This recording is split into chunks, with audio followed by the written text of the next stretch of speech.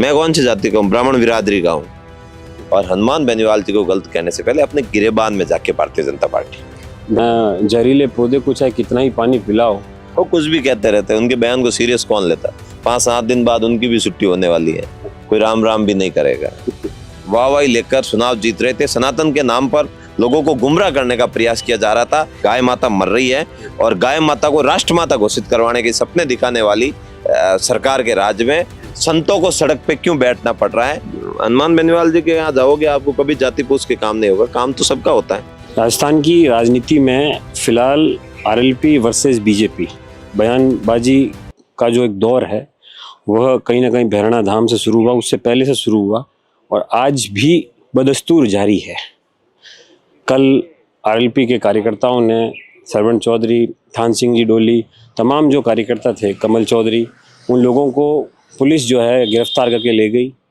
Rajasthan university के gate के सामने बीजेपी के प्रदेश अध्यक्ष मदन राठौड़ के बयान के बाद जो प्रदर्शन किया, उसके बाद आज हमारे साथ थान सिंह जी खुद मौजूद हैं। इनसे बात करते हैं और जानते हैं कि किस प्रकार बयानबाजियां जो ये चल रही है और कब जाकर ये ख़त्म होगी। सर, बयानबाजियों का दौर आज भी जारी है। आज मदन राठौड़ ने एक बयान दिया है, फिर से उन्होंने कहा है कि हनुमान जी बेनीवाल की जो रणनीति है वो कहीं ना कहीं युवाओं को भटकाने वाली है, नशे की ओर युवाओं को ले जा रहे हैं। कभी बिजली के मीटर तोड़ते हैं, कभी टोल के नाके तोड़ते हैं और नशा और तमाम जो चीज़ें हैं, गाली बकना, संस्कृति खराब करना, इस प्रकार के एलिगेशन अभी 1 घंटे पहले उन्होंने बीजेपी कार्यालय में बयान दिया है। क्या कहेंगे आप इस पर? देखिए, हम लोग तो हमेशा शांति के पक्षधर रहे हैं। आपने देखा होगा कितना भी बड़ा आंदोलन हुआ, हनुमान बेनीवाल जी ने कभी अव्यवस्था नहीं होने दी।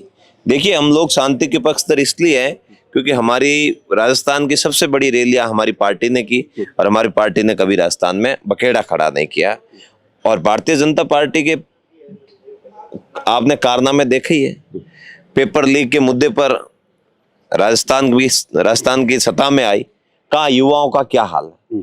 नीट का पेपर लीक हो गया, सीबीएसई का जो 12th का पेपर है वो लीक हो रखा है। अब ठीक है, उसको दबाने का प्रयास कर रहा है, लेकिन कब तक दबाओगे? सही बात तो सामने आकर रहेगी। ओएमआर सीट का बहुत बड़ा घोटाला हुआ, वो किसके राज में हुआ? और जब से भारतीय जनता पार्टी की सरकार बनी है उसके बाद एक भी युवा के लिए इन्होंने कोई रोजगार का साधन ढूंढा हो तो मुझे बता दो। फिर हम युवाओं को कैसे भटका रहे हैं? युवाओं को तो भारतीय जनता पार्टी भटकाने का प्रयास कर रही है। जिस युवा ने मोदी जी के नारे लगाकर भारतीय जनता पार्टी को सत्ता में पहुंचाया, उन युवाओं के साथ कुठाराघात करना, मुझे लग रहा है इनकी वादा खिलाफी की आदत हो गई है। और हनुमान बेनीवाल जी को गलत कहने से पहले अपने गिरेबान में जाके भारतीय जनता पार्टी। भैरवना प्रकरण के बाद हनुमान जी की सुरक्षा में कटौती की गई है। ये कटौती पहले क्यों नहीं की गई और अब क्यों की गई? क्या इसके पीछे क्या वजह हो सकती है? देखिए, बदले की भावना से काम कर रही है सरकार। देखिए, जब संघर्ष करोगे तब आपको तकलीफें आएगी। जब आप न्याय की लड़ाई लड़ोगे तब आपके ऊपर जुल्म भी होंगे, आपके ऊपर अत्याचार भी होंगे, आपकी आवाज को दबाने का भी काम किया जाएगा। लेकिन योद्धा वही होता है जो विपरीत परिस्थितियों में लड़ता है और खुद की आवाज को जनहितार्थ हेतु मजबूत करता है। और हम सौभाग्यशाली है कि हमारी पार्टी इस दिशा में काम कर रही है। जी, एक बयान अभी मदन जी ने और दिया था और वो बयान उस प्रकार का था कि जहरीले पौधे को चाहे कितना ही पानी पिलाओ, वो उसमें से विष ही उगलेगा। ये बयान भी उन्होंने बेनीवाल जी के लिए दिया था। वो कुछ भी कहते रहते हैं, उनके बयान को सीरियस कौन लेता? 5-7 दिन बाद उनकी भी छुट्टी होने वाली है। कोई नए प्रदेश अध्यक्ष बनेंगे, फिर ये भी बैठे रहेंगे, पुराने प्रदेश अध्यक्ष बैठे वैसे, कोई राम राम भी नहीं करेगा। तो मैं ये, मेरे मुंह से ये बातें शोभा भी नहीं देती है, मुझे नहीं कहना चाहिए, वो आदरणीय है, लेकिन उनको थोड़ा बोलने से पहले ये विचार करना चाहिए कि इस तरह की भाषा का प्रयोग नहीं करे। हम तो वह है स्वामी विवेकानंद के विचारों को फॉलो करने वाले कि उठो जागो, जब तक ना रुको तब तक आपको लक्ष्य की प्राप्ति ना हो। हम तो रुकेंगे नहीं जब तक लक्ष्य के करीब नहीं पहुंच जाए, लक्ष्य प्राप्त नहीं कर लेते। मदन राठौड़ जी के बयानों से हम विचलित नहीं होने वाले। भैरवनाथ धाम में जब साधु संतों के सम्मान में हनुमान बेनीवाल जी ने आवाज को बुलंद किया, जब खेजड़ी प्रकरण में बिश्नोई समाज सहित तमाम 37 कौम के साधु महात्मा आमरण अनशन पे बैठे थे, उस समय देश की सबसे बड़ी पंचायत में आवाज को बुलंद करने का काम हमारी पार्टी ने किया, हमने किया।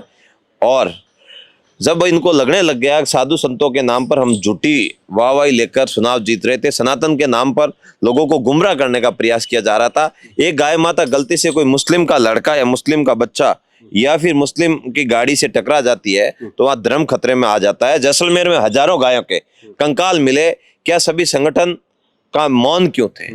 तब हमारी गौमाता नहीं थे क्या, वो सिर्फ गाय रह गई?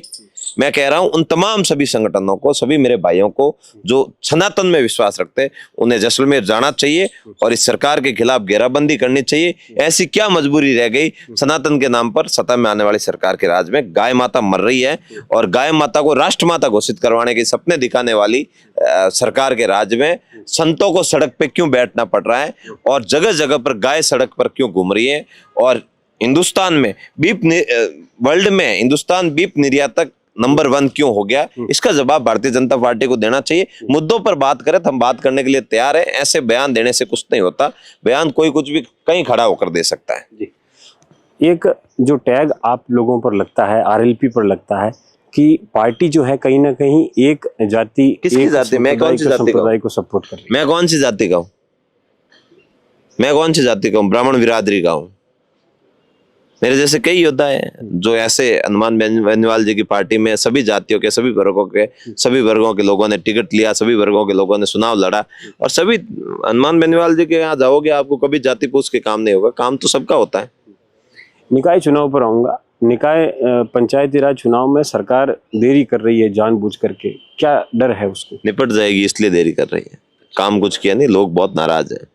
गाँव की हालत बहुत खराब है। गर्मियों में पीने का पानी नहीं है और सड़कें नहीं है, जगह जगह पर बिजली की अव्यवस्था हो रखी है, स्कूलों में शिक्षक नहीं है, अन्य तरह की बहुत सारी अव्यवस्था है राजस्थान में। इसलिए राजस्थान के पूरे जनमानस ने ये मन बना लिया कि अब से इनको झटका देना जरूरी हो गया। एक आखिरी सवाल है सर कि जिस प्रकार से नीट के मुद्दे पर कांग्रेस ने प्रदर्शन किया, आपको लगता है कि कुछ कमी रह गई आप लोगों का उस प्रकार का प्रदर्शन आपको भी? नहीं करेंगे। अभी ये बीच में बेराना दाम वाली मामला आ गया तो यहाँ पर भी साधु संत धूप में तपस्या कर रहे थे। हमें सम्मान में लड़ना बहुत जरूरी था। हम नीट के मामले में भी हम बड़ी लड़ाई लड़ेंगे। खाली फोटो सेशन कार्यक्रम नहीं करेंगे और मजबूती से इस लड़ाई को लड़ेंगे।